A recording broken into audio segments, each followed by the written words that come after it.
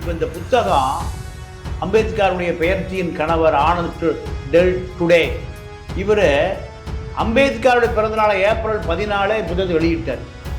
இது 2வது முறை வெளியிடப்படுகிறது. 2 நாள் கழித்து 3வது முறை வெளியிடப்படுகிறது. இது ஆதவ் அர்ஜுன் ரெட்டி அவர்கள் தன்னுடைய ஆளுமையை காண்பிப்பதற்காக விடுதலை சிறுத்தையில் அவர் துணை பொதுச் செயலாளராக மாறிய பிறகு மு.க. ஸ்டாலின், திருமாவளவன், விஜய், நீதியரசர் முன்னாள் சந்துரு, அர்ஜுன் ரெட்டி இத்தனை பேரும் கலந்து கொள்வதாக பேசி ஒப்புதல் கொடுக்கப்பட்டது. துணை பொதுச் செயலாளருக்கு என்ன அதிகாரம் இருக்கோ அதுல 80% அதிகாரம் உள்ளவர் யாரு? துணை பொதுச் செயலாளர். ஆடு சண்டை, குட்டி உறவா கிராமத்துல கேட்பாங்க. ஆனா விஜய் அவர்கள் அம்பேத்கரை தானே முன்னிறுத்தி அவங்க அரசியல் எடுக்கிறாங்க. நீங்க விரோதமாக செயல்படுறதாக சொல்றீங்க. திமுக பிஜேபி நீங்க பாசிசம்னா நீங்க பாயாசமாங்கிறாரு, நீங்களும் பாசிசங்கிறாரு. சொன்னாரா? சொன்ன பிறகு மு.க. ஸ்டாலின் நான் வர முடியாது, அம்பேத்கர் புத்தக வெளியீட்டு விழாவுக்கு நான் வர முடியாதுன்னு சொல்லிட்டேன். நீ வர முடியலன்னா என்ன, விஜய் வச்சு நான் நடத்துறேன். 20,000 கோடி ரூபாய் வருஷம் லாட்ரி வியாபாரம் ஜெயலலிதா காலத்தில் ஒழிக்கப்பட்டது.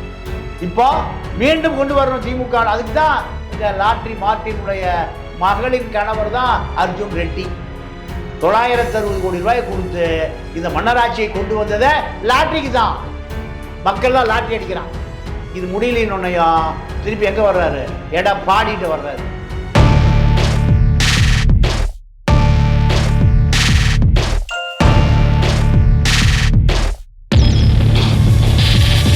நேயர்களுக்கு வணக்கம்.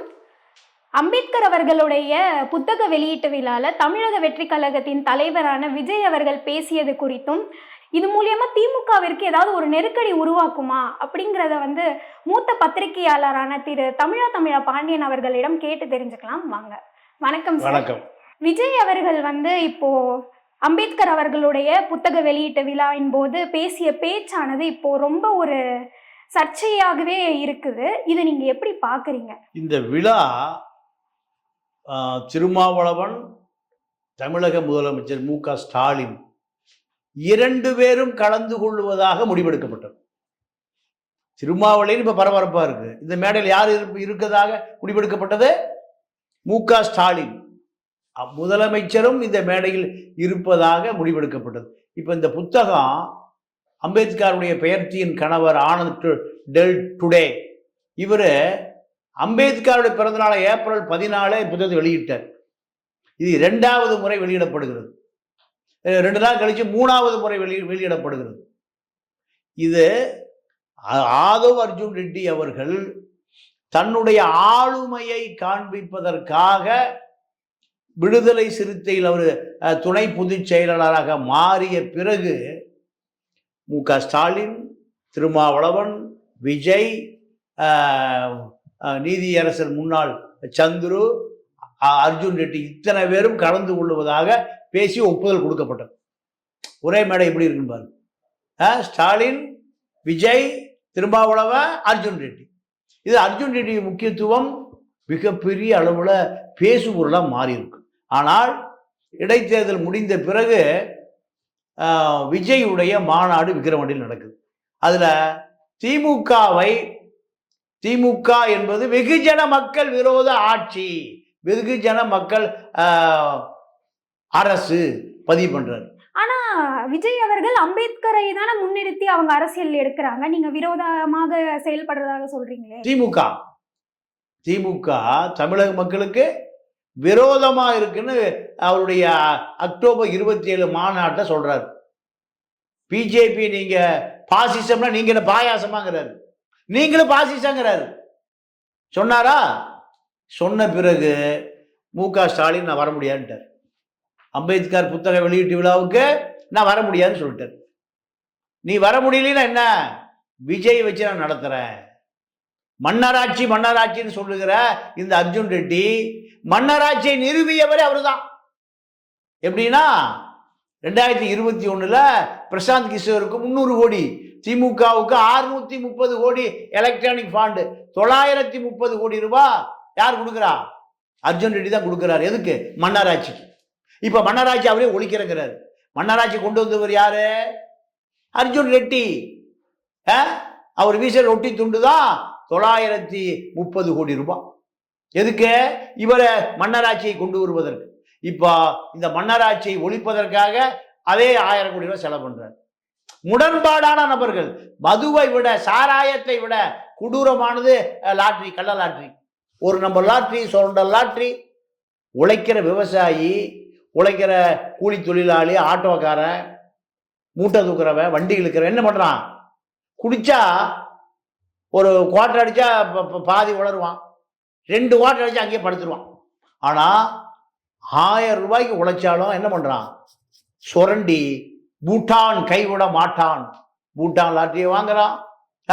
விழுந்தால் வீட்டுக்கு, இல்லையே நாட்டுக்கு, இல்லையே சுடுகாட்டுக்கு வாங்குற. உழைச்சிட்டு வர அத்தனை காசையும் லாட்டரியை வாங்குறான். வாங்கி ரோட்ல ஒரு காரை பார்க்குறான். இந்த கார் அடுத்த நாள் நமக்கு தாண்டா 1 கோடி விழுந்துடும். அடுத்து பார்க்குறான், பக்கத்து வீட்டு பங்களாவை பார்க்குறான், இது நமக்கு தாண்டா 1 கோடி விழுந்துடும். இப்படி அவ்வளவு எதுல போடுறான்? போதை, லாட்டரி போதை. 1 கோடி 1 கோடி விழுகுதா? தெரு கோடி தான் இருக்கு.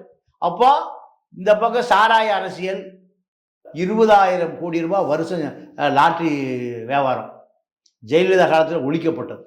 இப்போ மீண்டும் கொண்டு வரணும் திமுக. அதுக்கு தான் இந்த லாட்டரி மார்ட்டினுடைய மகளின் கணவர் தான் அர்ஜுன் ரெட்டி. 960 கோடி ரூபாய் கொடுத்து இந்த மன்னராட்சியை கொண்டு வந்ததை லாட்டரிக்கு தான். மக்கள்லாம் லாட்டரி அடிக்கிறான். இது முடியலன்னும் திருப்பி எங்க வர்றாரு? எடப்பாடிகிட்ட வர்றாரு. எடப்பாடிகிட்ட திருமாவளவன், விஜய், எடப்பாடி 3 பேர் ஒரு கூட்டணி. ஆனா திருமாவளவன் அவர்கள் தான் வந்து தெளிவாக சொல்றாங்க இல்லையா, திமுகவுக்கும் எங்களுக்கும் எந்த ஒரு பிரச்சனையும் இல்லை, எங்க கூட்டணி வந்து ரொம்ப வலுவாதான் இருக்கு அப்படின்ட்டு சொல்றாங்களே. வலுவா இருக்குன்னு சொன்னா 2 மாசம் முந்தைய எதுக்கு இந்த விஜய் கலந்து கொள்ளுகிற அம்பேத்கர் விழாவில் தேதி அவர் தானே கொடுக்குறாரு. கூட்டணி உறுதியா இருந்தாயா விஜயோட போய் சேர்றீங்க? வரலையே. இப்போ வரல. எப்ப வரல? 2 மாசம் கழிச்சு வரல. 2 மாசத்துக்கு முன்பு அவரும் வருவதா இருந்தது. அவர் கட்சியினுடைய துணை பொதுச் செயலாளர் தான் அவரு. அர்ஜுன் ரெட்டி யாரு? துணை பொதுச் செயலாளருக்கு. பொதுச் செயலாளருக்கு என்ன அதிகாரம் இருக்கோ அதுல 80% அதிகாரம் உள்ளவர் யாரு? துணை பொதுச் செயலாளர். ஆடு வந்து சண்டை, குட்டி உறவா? கிராமத்துல கேட்பான்ல, ஆடு சண்டை, ஆடு பகை, குட்டி உறவா? ஆனா திருமாவளவன் அவர்கள் தான் வந்து இப்ப ஆதவர்ஜுனன் அவர்கள் பேசியது தப்பு அப்படின்ற மாதிரி எல்லாம் சொல்றாங்க. மேலும் தலைமையில இருந்து இப்ப நோட்டீஸ் அனுப்பி வைக்கப்படும் அப்படின்ற மாதிரியும் சொல்றாங்க இல்லையா? நீங்க கட்சி வலுவான கட்சியா இருந்தா இந்த அம்பேத்கர் விழா நடத்துகிறதுக்கு முன்பே கட்சி நீக்கிருக்கணும்ல. நிகழ்ச்சி நடத்த வரைக்கும் நீ போய் கலந்துக்க, அடிக்கிற மாதிரி அடி, அழுகிற மாதிரி அழுகிறான். இதான் அரசியல். திமுகவோட கூட்டணி இருக்குன்னா உங்களுடைய துணை பொதுச் செயலருக்கு அங்க போய் கலந்துக்கிறாரு. அதே மேடையில் என்ன பேசுறாரு? மன்னராட்சியை ஒழிப்போம் சொன்னாரா? மன்னராட்சியில கருணாநிதி மன்னர், அவருடைய மகன் ஸ்டாலின் மன்னர், அடுத்து பேர மன்னர். இதான் மன்னராட்சி. மக்களாட்சிங்கிறது அப்படி இல்லை. ஒரு நீங்க முதலமைச்சர், அவர் முதலமைச்சர், அவர் முதலமைச்சர், நான் முதலமைச்சர், இப்படி வரும். மன்னராட்சினா தான் உங்க தாத்தா, பாட்டன், பூட்டன், முப்பாட்டன், கிப்பாட்டன் எல்லாம் தொடர்ந்து வரும். ராஜராஜ சோழன்ல 480 ஆண்டு காலம் தொடர்ந்து மன்னராட்சி வந்தது. யாரும் மாற முடியாது. அடுத்த வீட்டுக்காரெல்லாம் போய் உள்ள சிம்மாசனத்து பக்கமே போக முடியாது. அப்ப அதுதான் மன்னராட்சி.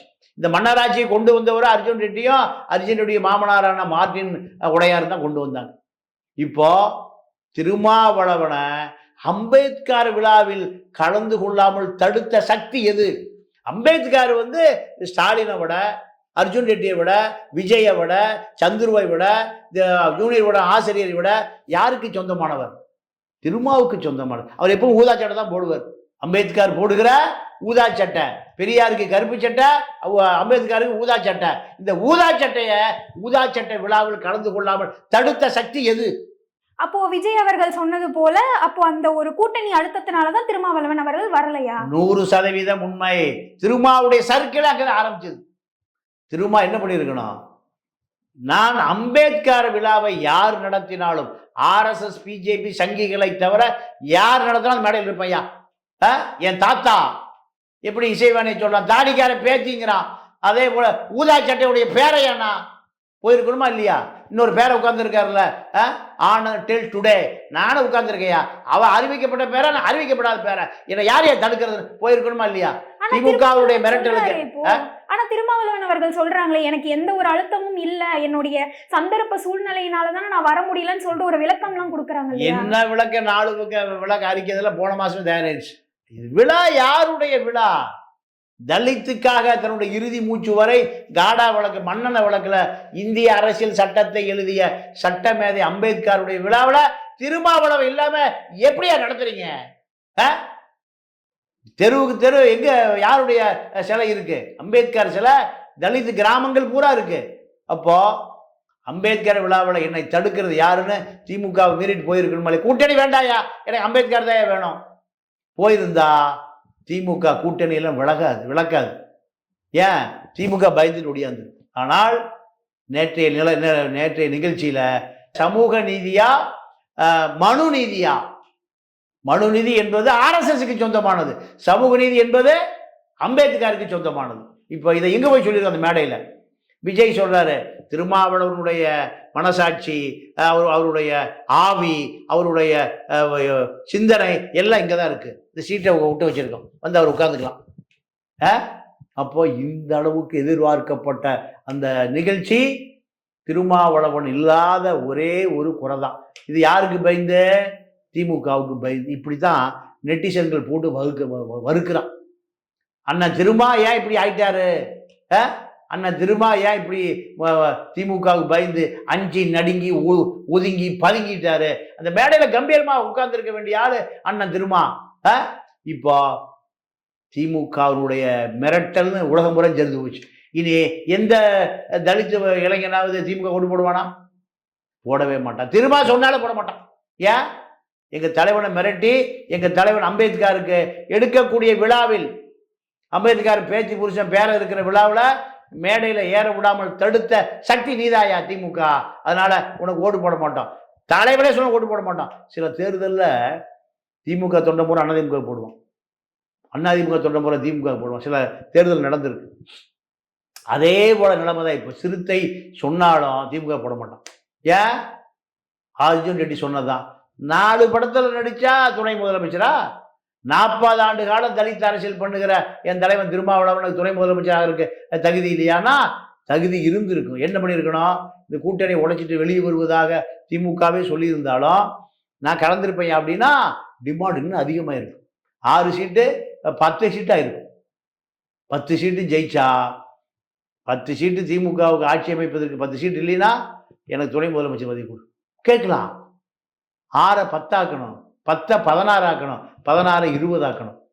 விஜயகாந்த் முதல்ல 1 சீட்டு இருந்தார், 2 4 6 29 ஆச்சு. அதுதான் அரசியல். திமுகவுக்கு சொம்பு தூக்குவதா அரசியல்? அந்த வேலையை ஆளூர் ஷானவாசும் ரவிக்குமாரும் செஞ்சுக்குவாங்க. இதை திரும்ப செய்யக்கூடாது. இதுதான் சிறுத்தைகள், இள சிறுத்தைகளுடைய வருத்தமா இருக்கு. அப்போ ஆதவ் அர்ஜுனன் அவர்கள் இந்த மாதிரி விஷயம்லாம் பேசுறதாக இருக்கட்டும், இதெல்லாம் திருமாவளவன் அவர்களுடைய கருத்து இல்லாம தான் அவர் இதெல்லாம் பேசுறாரா? அவர்கிட்ட போய் இந்த ஒரு கன்சிடரேஷன் இல்லாம தான் அப்போ இது எல்லாத்தையுமே பேசுறாரா அவருடைய ஆலோசனையின்படி, அனுமதியின்படி, அவர் ரசிக்கத்தக்கவாறு தான் அர்ஜுன் ரெட்டி கொளுத்தி போடுறார். இது இளம் சிறுத்தைகள் அப்படியே ஏத்துக்கிறான். அப்போ இது பக்காவா பிளான் பண்ண ஒரு விஷயம் தானா? 100%. நீங்க திரும்ப நினைச்சிருந்தா ஏப்பா கலந்துக்காத தடுக்க முடியும். ஆனா அவரு இப்ப விஜய் கட்சிக்கு போறதுக்கு முடிவு பண்ணிட்டார். அணி மாற அவர் தயாராகிட்டார். இவர் கூட்டத்துக்கு வரலைன்னா இந்த 4%, 10% விஜய் தான் நமக்கு வேணும்னு அவர் முடிவு பண்ணி இப்போ பனையூர் நோக்கி போக, அசோக் நகருக்கு வேளச்சேரிக்கு வந்தவர் எங்கே போயிட்டாரு? பனையூர் நோக்கி காரை திருப்பிட்டார். இப்போ அர்ஜுன் ரெட்டியுடைய கார் எங்க போக போகுது? பனையூருக்கு போக போகுது. எங்கிருந்து? அசோக் நகர் வேளச்சேரியிலிருந்து பனையூருக்கு போக போகுது. இப்போ பனையூர் தான் இனிமே அவருக்கு புனித இடம். அர்ஜுன் ரெட்டி, ஆதவ் அர்ஜுன் ரெட்டி விஜய் வெற்றி கழகத்தில் இணைய போவதாக கூடிய சீக்கிரம் செய்தி வரும். ஆனா அதுதான் அவங்க கட்சியில இருக்கிறவங்களே சொல்றாங்களே. நீங்க இப்ப ஆலூர் ஷானவாஸ் அவர்கள் சொன்னதாக நீங்க சொன்னீங்க. அவர்களே வந்து நேத்து ஒரு தனியார் பேட்டியில கொடுக்கும் போது அந்த விவாத நிகழ்ச்சியில ஆதவ அர்ஜுனன் அவர்கள் வந்து இப்போ விஜய் அவர்களுக்கு தான் வேலை பார்க்குற மாதிரி இருக்கு அப்படின்றது அவரே ஒரு வாயால சொல்லிட்டாரு. உண்மை அதுதான். ஏன்னா திருமாவளவன் 1.25 வருஷம் காத்திருக்கணும் எங்க கூட்டணியை உடைக்கிறதுக்கு. அது வரைக்கும் அவரு காத்திருக்க தயாரா இல்லை. யாரு? மன்னராட்சியை ஒழிப்பேன், அதுக்கு 960 கோடி ரூபா நான் ஒதுக்குவேன் சொன்ன பிறகு ஒரு வருஷம் 960 கோடியை குட்டியை வச்சு படுத்து அது மேலே தூக்கிட்டு இருக்க முடியுமா? அப்போ 960 கோடி செலவு பண்ணணும்ல ஒரு வருஷத்துல. செலவு பண்ணா தானே அதிமுக ஆட்சிக்கு வரும். ஆட்சிக்கு எடப்பாடி வந்தாருன்னா 20,000 கோடி ரூபாய்க்கு லாட்டரி வியாபாரம் நடக்கும். இதற்கான அரசியல் இன்னைக்கே ஆரம்பிக்கணும்லமா? திமுக 2020 ஆட்சிக்கு வருவதற்கு 2 வருஷம் வேலை செஞ்சாங்க. ஸ்டாலின் தான் வராரு, விடியலை தான் தாராருன்னு இந்த ஐபேக் நிறுவனம் எத்தனை வருஷமா? 2 வருஷமா வேலை பார்த்தது. 2 வருஷமா 234 தொகுதிகள்லையும் ஒரு தொகுதிக்கு 50 பேர், 50 பேருக்கு வண்டி வாங்கின காரு எல்லாம் வாங்கி கொடுத்து அங்கே இருக்கக்கூடிய 234 தொகுதிகளுடைய டேட்டாஸை பூரா எடுத்தாங்க இந்த ஐபேக் நிறுவனம். அதுக்கு தான் 300 கோடி ரூபா சம்பளம். யாருக்கு? பிரசாந்த் கிஷோருக்கு. பிரசாந்த் கிஷோருக்கு மூளையா இருந்தவர் யாரு?